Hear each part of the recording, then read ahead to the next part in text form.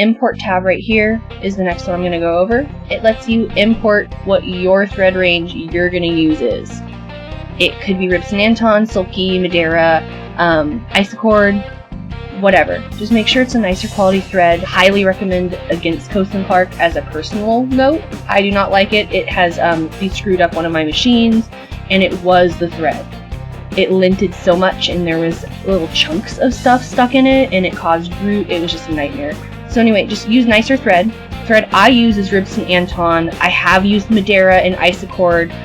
I've used a few Sulkies. That's my least favorite on the ones on the list here. I haven't used Anchor before.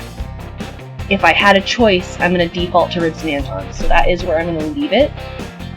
If you get this from a Viking sewing gallery, I do believe that that is their thread. They have a lot of different colors. They're all really pretty and they hold up really well, which is great.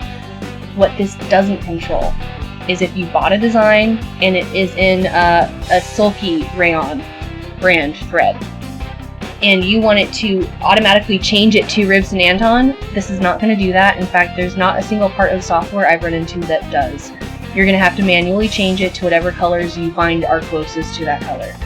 I know that's annoying. I like to just leave it at whatever colors they are and use a thread color chart converter, or just go, oh, that's red, I want to use red, because your machine is not going to actually know that you haven't used the color that it recommends. You're the only one that's going to know that. And if it bothers you, then unfortunately I just got to tell you, you got to change it manually, because it doesn't do it for you. Eventually it might though. Maybe they'll come out with an update or something that will do that.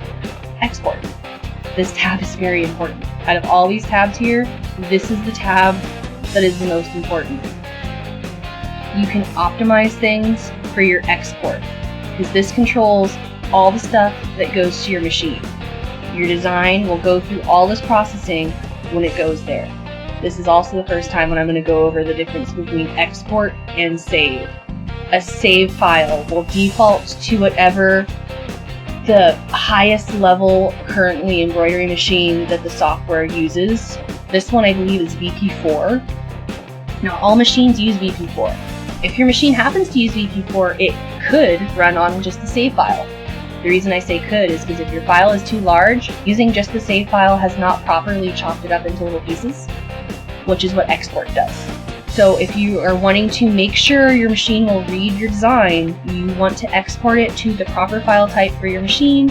And by proper, I don't necessarily mean just one it will use. I mean the one it likes. Normally, the dealer, sewing gallery, wherever you got your machine from, is going to be able to tell you that. I highly recommend to ask them, because your manual may give you a list of a whole bunch of different ones it can use. For instance, my machine, one of them likes VP4, one of them likes VP3. I can't use the VP4s on the VP3. But the manual for the one that is a VP3 machine actually has a whole bunch of other file types it could run. It just likes VP3 the best, so I like to default to that. But basically, that's the difference.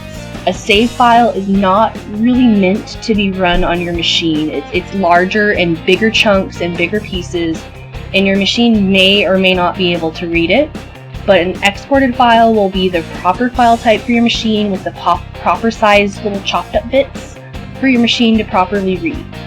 So make sure to save.